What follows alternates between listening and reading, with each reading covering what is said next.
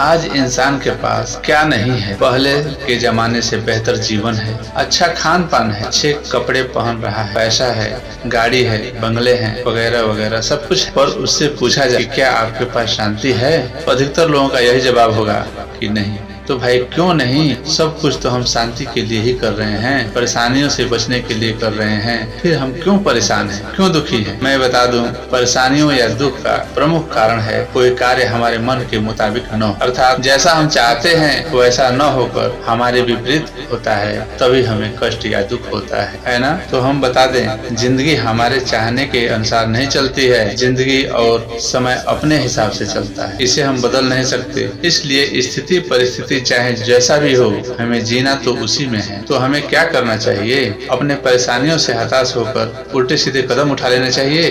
बड़े परेशानियों पर रोना चाहिए? नहीं, हमें उसका सामना करना चाहिए। स्थिति परिस्थिति जो भी हो, हमें उसका सामना करना ही चाहिए। अक्सर यह देखा गया है, लोग यही करते हैं कि सुख मिलने पर खूब मौज मस्ती करते हैं, किसी को कुछ समझते ही नहीं, और जब दुख पड़ता है तो कायर की तरह हिम्मत हार जाते हैं। यहाँ तक कि कुछ लोग इतने कायर हो जाते हैं जो आत्महत्या तक करने के लिए सोच लेते हैं। तो कठिनाइयों से हमें लड़ना चाहिए, न कि भागना चाहिए। ऐसा कोई रोग नहीं जिसका निदान नहीं, और ऐसा कोई समस्या नहीं जिसका समाधान नहीं। ज्ञानी लोग कहते हैं, जब हालात हमारे अनुकूल न हो तो हम उन हालातों से समझौता कर लेते हैं। उन हालातों से हमें समझौता कर लेने चाहिए और हमें उसी में शांति ढूंढने का प्रयास करना चाहिए। हमें यह समझना चाहिए, जहाँ सुख है वहाँ दुख भी निश्चित है, जहाँ दिन है तो वहीं रात भी है। ये सब एक ही सिक्के के दो भाग है, अर्थात समय एक जैसा नहीं रहता है। आज हम परेशानी में हैं, तो हो सकता है कल के समय में हमारी परेशानी दूर हो जाए, हमें कोई नई खुशियाँ मिले। हमें दुख में ही सुख ढूंढना चाहिए। जो ज्ञानी और धीर पुरुष होता है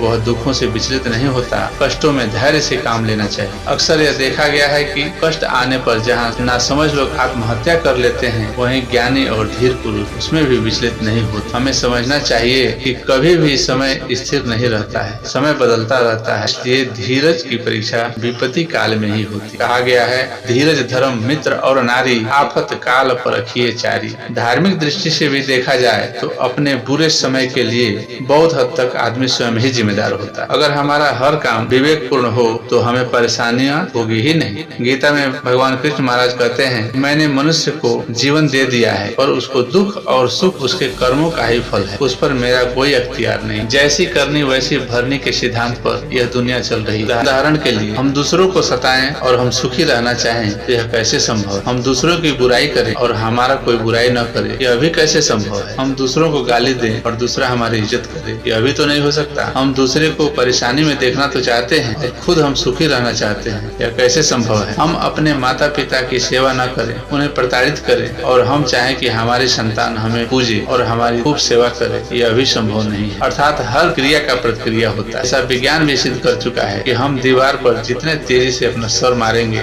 दीवार भी उतनी ही तेजी से हमारे सर को मारेगा। अर्थात हमारी जैसी क्रिया होगी वैसी ही उसकी प्रतिक्रिया होगी। अब यह हमको तय करना है कि हमारी क्रिया कैसी, हमें कर्म कैसे करने हैं, सत्कर्म करने हैं या दुष्कर्म करने हैं। हर कार्य विवेक से सोच समझकर ही होना चाहिए, तभी हम सुखी से रह सकते हैं। वास्तव में तत्वतः देखा जाए तो दुख एक अनुभव है जिससे मन प्रभावित होता है और मन से शरीर प्रभावित होता है। दुख परेशानी न हो तो हमें सुख का भी अनुभव नहीं होगा। वास्तव में परेशानी हमें सबक सिखाने के लिए आती है, वह कोई न कोई सीख देकर हमारे जीवन को बेहतर बनाने के लिए आती है। जब तक हम परेशानियों का सामना नहीं करेंगे तब तक हम एक परिपक्व इंसान नहीं बन सकते, हमारा अनुभव नहीं बढ़ सकता, हमारा जीवन सुखमय नहीं हो सकता।